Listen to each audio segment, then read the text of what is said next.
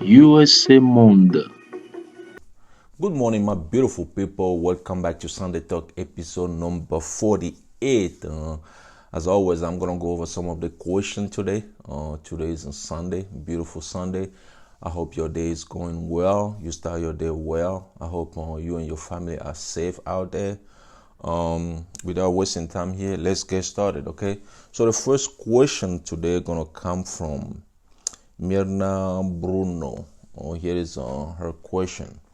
Hello, I'm unable to read a message NVC sent me. This is the first one I've received.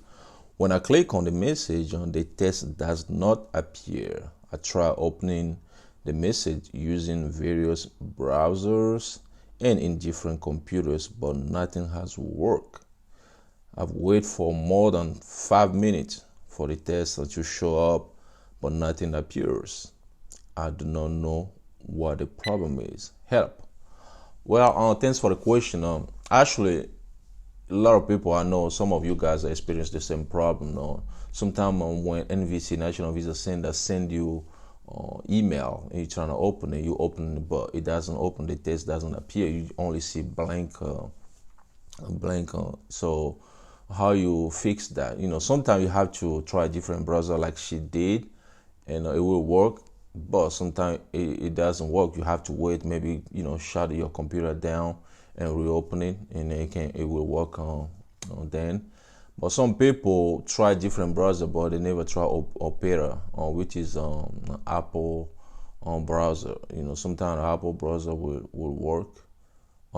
Sometimes different browser like Chrome will work. So this particular viewer or subscriber send another message that she was able to open the email by clicking on Chrome a million times. So she just keep opening with Chrome, and eventually it works. Sometimes what happens is, I think the NVC system, I don't know, the system is not compatible with some of the browser we're using, or some of the new browser Internet Explorer. So sometimes if you use Internet Explorer, you cannot open it. Just opening Firefox, use Google Chrome, use Opera, use a different browser, and it will eventually work for you. Okay, so let's move to another question here. This one will come from Movies69. I'm the petitioner. Do I need to get a police certificate here in the US and submit to NVC, or just my wife? Well, for police certificate, it's just for the applicant, the person who is applying for the immigrant visa to come to the United States of America. That's the only person. If it's your wife, then your wife is the only one who's gonna get a police certificate from every country she been since she was 16. I think if you live in a country for more than 6 months, I believe you have to get a police certificate from that country. Okay, so it's gonna be your wife. Let's move to another question here. This one gonna come from, let's see, Christina the Horny Case. Hello, I have a question. My fiance is already here in the US and we are married, and I'm now filing for a change of status. Do I need to file the IA-64 or it's not needed? Well, that's a good question. Because one of my friend got in trouble because of that. Okay, so he brought his fiance here to the United States of America. So they get married before the 90 days. Now, no, he trying to adjust his fiance status here, because he already sent affidavit of support form to NVC. He thinks he doesn't need it no more. He filed everything, file I-485, and then they reject on his application. Why? Because he didn't add the affidavit of support, another affidavit of support on top of the IA-45. So they reject his application. So to answer your question, yes, you're going to need another affidavit of support, even though you already sent it to NVC National Visa Center. That's how it works. If you don't do that, USCIS will reject your application. Okay, thank you. That's a really good question. I know some of you guys might be in this situation. You probably think, because sometimes you feel a little bit lazy because affidavit support form is kind of long, and then you have to fill up all those stuff. You're like, oh yeah, I already did it, I don't have to do it again. You're gonna be in trouble. Okay, let's move to another one here. Let's move to another one. Okay, so this one is coming from Hiba Sabi Sidiki. She sent this question first. I'm still confused on who is derivative and principal. Actually, she sent this message under a video I made about how to fill out I-485, which is application for adjustment of status. Okay, so she's a little bit confused about who is the derivative applicant and who is the principal applicant. So let's say you file I-130 petition for your spouse and who lives here in the United States of America. Your spouse, I mean that your wife. Okay, let's put it that way. You file an I-130 petition for your wife. Okay, it was approved, and then now you have to adjust your wife's status here in the United States of America. So meaning that you have to file I-485, right? So your wife has maybe you have a stepchild, basically, okay? And then your wife, in this case, is gonna be the principal applicant, okay? Principal applicant of the I-485. And then her child or children gonna be a derivative applicant on that same application, because excuse me, you file I-130 for both of them, your wife's child and also your wife. So now both of them gonna adjust their status. So your wife's gonna be the principal applicant, and then her child is gonna be a derivative applicant on her application. Basically, that's how it works. So if you're still getting confused, let me know. And the same person asked another question here. USA more than who may file I-824 form as mentioned I-797. So I-824 is a form you file to request maybe a duplicate form from USCIS or NVC. So let's say USCIS send you the notice of action like I-797, you didn't get it. So in order for you to request another one, you have to file on I-824. Okay, so basically that's just put it that way. That's the simplest way to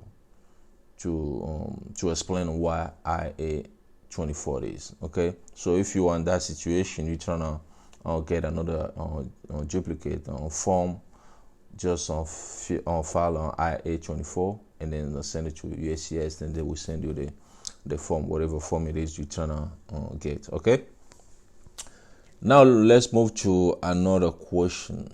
This question is coming from Michael. Hi John, I'm busy for affidavit support. My question is, I have 3 kids and my brother living at one house. So my brother claimed last 5 years on one of my kids, and I want my brother to be my co-sponsor. So the child my brother claimed should still be dependent for my brother affidavit support or me. Thanks and God bless you, sir. Well, if your brother claim your child as a dependent, first of all, your brother will put that child on his affidavit support. But if you also provide for the same child, then that child will be your dependent as well. That's the way I understand it. So I believe that if you provide for that child and your brother also provide for that child, both of you, that child gonna be dependent will depend on both of you basically, and then you can put that child on your application just the same as your brother will put that child on his application. That's, like I said, that's how I understand it. But as far as tax information, like the supporting document, I know your child will be listed on your brother's tax return, because when you file a tax, you cannot put one child and two different, you cannot two different people won't be able to file to claim one child. So your child gonna be on your brother's application. But I think you have to put that child on your affidavit of support as well. Okay. The next question is coming from Cynthia Chinonso. Please, I received on the below message from NVC for I-130. What does it mean, please? Due to the numerical limitation on an immigrant visa issuance prescribed by law, this petition is not eligible for further processing at this time. The National Visa Sender will return the petition until an immigration visa becomes available. The NVC will notify the petitioner principal, applicant, or attorney of record when this petition is eligible for further processing. The principal applicant should not make any firm plan such as disposing of property, giving up jobs, or making travel arrangements at this time. So basically, this means that the applicant is not eligible to apply for immigrant visa yet, because there is a visa limitation. That person doesn't have a visa case yet. Okay, so NVC has to create a visa case for that person before he or she can start the immigrant visa process. So basically, that's what it means. That person cannot start the immigrant visa yet. Okay. So you have to wait, and NVC will need to let you know after creating a visa case for the applicant. They will let you know, you the petitioner, the applicant, or if there is an agent in the profile, they're gonna let you guys know when that person cannot start the immigrant visa. Okay. Let's move to another question. This one will come from Payal Mia. Brother, my I-130 case approved in 2 months ago. How much time are gonna take to get me a welcome letter? Well, first, I don't know which visa category is this one. I don't know if the petitioner is a U.S. citizen or petitioner is a green card holder. It's hard for me to tell you when you will get a welcome letter. Guys, for as far as me telling you, like, okay, when you ask me a question, when you're gonna get a welcome letter, I'm just gonna give you like an estimate time. Okay, it's not like if I say 6 months, it's not like in 6 months you're gonna get a welcome letter. If I say a year, it's not like a year in 12 months you're gonna get that. It's just gonna estimate. Okay, even NVC cannot tell you when you're gonna get your welcome letter. So for this one, and then when you ask your question, be more specific, so I can give you an answer. For this one, like I say, I don't know which visa category we're talking about here. If it's F2A, if it's CR1, if it's F4 category, if it's F3 category, I don't know. I don't have any idea. So it's hard for me to tell you when, roughly when you're gonna get your welcome letter. And not only that, because of what is going on with the COVID-19, or whether the embassy suspended their visa services, we don't know when they're gonna reopen it yet. So I don't know what to tell you in this one. Sorry. Let's move to another one here. This one will come from Daniel.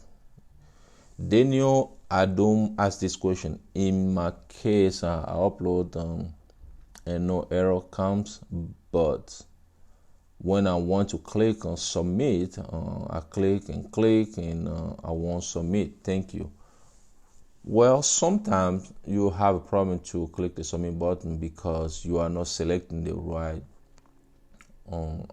applicant or the right person. Okay, if you want to submit a document for a petitioner, you have to make sure you are under the petitioner's you click on the petitioner's name. Okay, then once you click on the petitioner's name, make sure you upload all the required document before you click submit.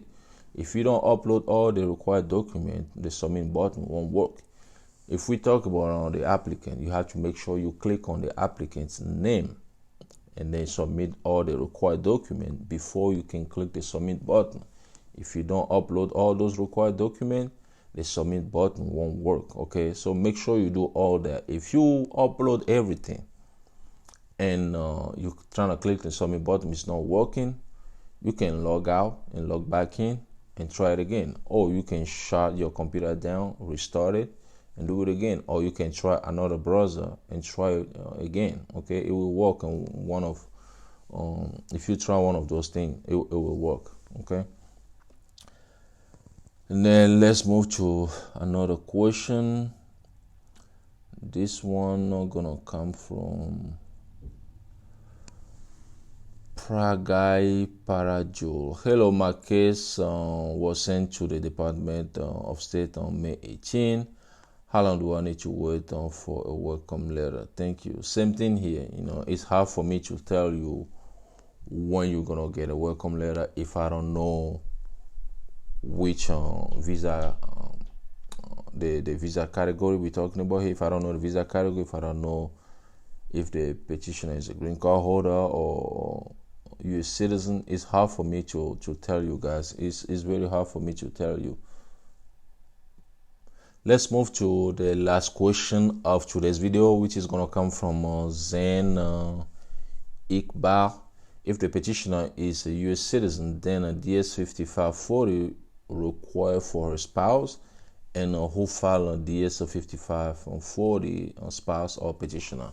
So DS-5540, for some of you guys who don't know, is public charge and questionnaire basically. Okay, now it's a requirement for all the immigrant visa applicant have to file that form. Okay, since February 24, 2020, there is a new law in place that now when you petition for a relative, before your relative goes to the interview, he or she has to file the DS on 5540. Okay, some of you guys don't have to if you file if your petition were approved before the February 24, but still you have to file it in case the consular officers ask you. Okay, so the way you do it, you upload the DS on 40 to Computer Electronic Application Center. Actually, the applicants. Okay, so the applicants will do that. The person who is going to the immigrant visa interview will upload that to the Computer Electronic Application Center.